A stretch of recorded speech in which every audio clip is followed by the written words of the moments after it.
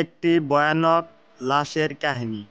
ঘটনাটি ঘটেছিল দোহার থানা জয়পুর পাড়া নামক গ্রামের এসপি বাড়ির সামনের সেই রাস্তায়, যেখানে একটা কালভার্ট আছে আর তার ঠিক পাশেই আছে বড় একটা ঝোপ।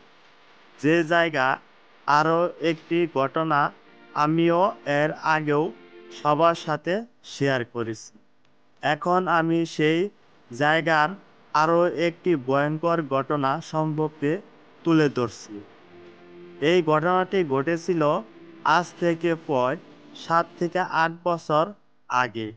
একদিন এক রিকশাওয়ালা রাতে এক প্যাসেঞ্জারকে নিয়ে সেই রাস্তা দিয়ে আসছিল। প্রায় তখন প্রায় আনুমানিক 11টা কি 11:30টার মতো হবে। আমরা জানি যে গ্রামে 9টা থেকে 10টার দিকেই প্রায় বেশিরভাগ মানুষ ঘুমিয়ে পড়ে, তাই সেই সময়টা সেখানে একেবারেই জনমানবহীন ছিল।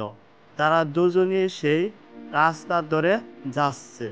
এমন সময় তারা কিছুটা দূর থেকে হঠাৎ সাদা কিছু একটা লক্ষ্য করে। তারা যখন সেই কালভার্টের কাছাকাছি জায়গায় গেল, তখন তারা দেখল যে কালভার্টের ওপর সাদা কাপড় পরা একটা লাশের শুয়ে আছে। এরপর তারা দুজনে রিকশা থেকে নেমে সে লাশটির কাছে গেল।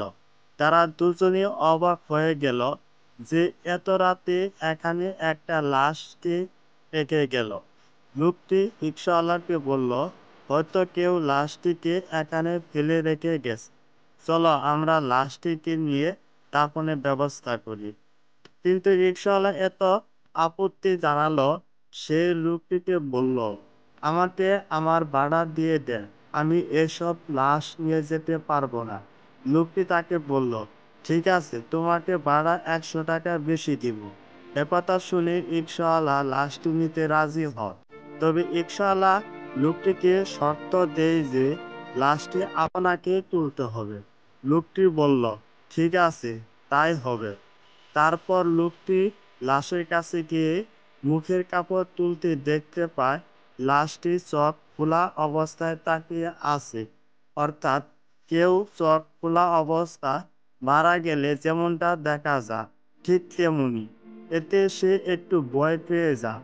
এরপর সে লাশটির গায়ে কাপড়ে আরও কিছু অংশ সরাতে দেখতে পায় লাশটির শরীরের পশমগুলো বেশ বড় বড়, যা কোনো সাধারণ মানুষের থেকে একেবারেই আলাদা।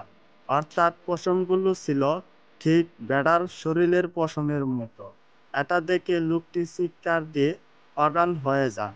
আর সেই রিকশাওয়ালা এক চিৎকার দিয়ে সেখান থেকে দূরে চলে যায় আর এক বাড়ির সামনে গিয়ে পড়ে। তার কথা শুনে লোকজন সেখানে যায়, কিন্তু অনেক খোঁজাখুঁজি করেও সেখানে কোনো লাশ পাওয়া যায়নি।